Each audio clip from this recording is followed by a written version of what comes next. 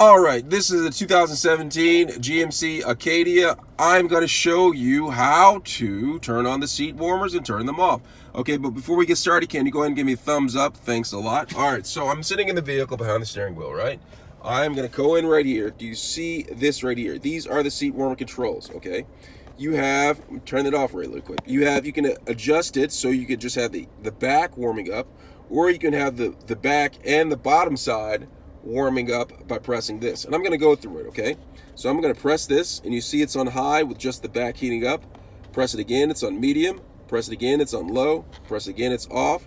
And then right here, I'm going to press it once, and it's on high. Press it again, it's on medium. Press it again, it's on low. And then off. Now the same controls work for the passenger side as well too. Do you see that right there? Already lit up, heating up. All right, let me know if you have any questions. That's how you turn on and off the seat heater on the 2017 GMC Acadia. Thanks a lot for watching.